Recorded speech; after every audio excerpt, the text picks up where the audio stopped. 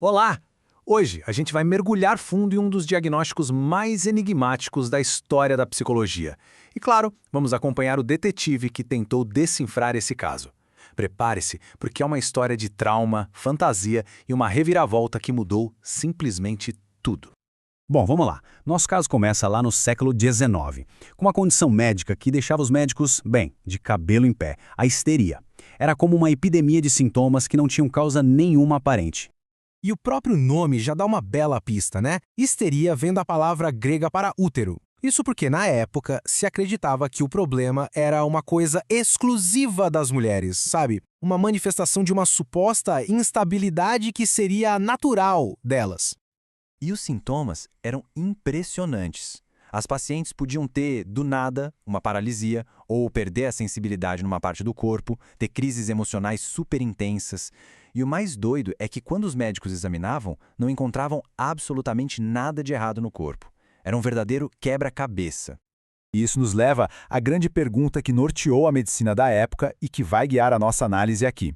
Afinal, qual era a origem real daquele sofrimento, que era tão concreto, mas ao mesmo tempo fisicamente invisível? É nesse ponto que o nosso principal investigador entra em cena, Sigmund Freud.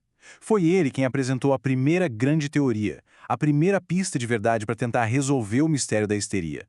O ano é 1896 e Freud simplesmente choca o mundo médico com uma explicação super ousada, até controversa, que ficou conhecida como a teoria da sedução.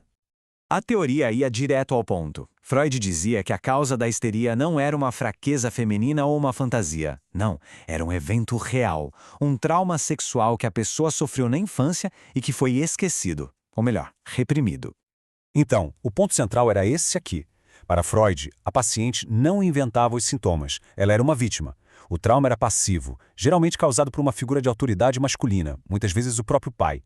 Essa lembrança era tão terrível que a mente a enterrava lá no inconsciente. Só que anos depois, ela voltava, disfarçada de paralisia, de crise nervosa.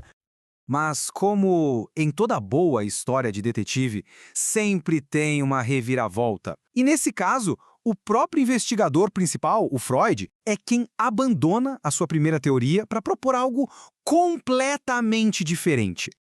Essa virada muda completamente a perspectiva.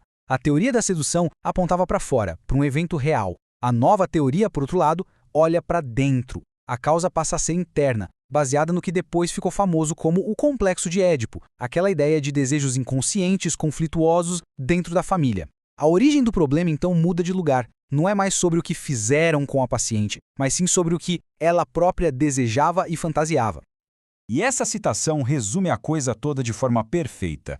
A sedução deixa de ser um ato que alguém cometeu e vira uma construção da própria mente, uma realidade psíquica. Essa foi a grande reviravolta de Freud. E essa mudança de rota não foi só um ajuste na teoria, não. Ela teve consequências gigantescas e duradouras para todo o campo da psicanálise que estava nascendo. Ao tirar o foco do trauma externo e colocar no conflito interno, a psicanálise passou a dar uma importância enorme para a sexualidade infantil e para as primeiras relações, sabe? Com os pais, por exemplo. Tudo isso passou a ser visto como a base, os tijolos que constroem a nossa mente. E isso nos leva a um conceito clínico que nasceu diretamente dessa nova visão: a transferência. Durante a terapia, a paciente começava a projetar no analista sentimentos, amor, raiva, desejo, que na verdade eram só ecos das suas primeiras relações. O analista, sendo uma figura masculina de autoridade, virava uma espécie de palco onde todo aquele drama interno antigo era revivido.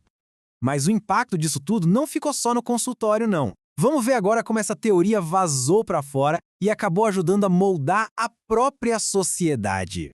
Uma das consequências mais sérias, sem dúvida, foi a patologização da sexualidade feminina. Pensa bem, ao explicar o sofrimento da mulher como resultado dos seus próprios desejos e fantasias, a teoria acabou pintando o desejo feminino como algo problemático, quase como uma doença. E não para por aí.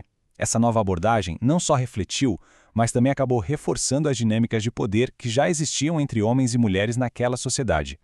E essa dinâmica ficava muito clara na relação da terapia. O médico homem era a autoridade, o cara que interpretava a verdade do inconsciente. E a paciente mulher era colocada numa posição passiva de um objeto a ser analisado. Isso era basicamente um espelho da estrutura de poder da sociedade vitoriana. Então, a conclusão do nosso caso fica bem clara. A histeria não foi só uma doença, foi um fenômeno cultural. Os diagnósticos, as teorias, nada disso surgiu do nada.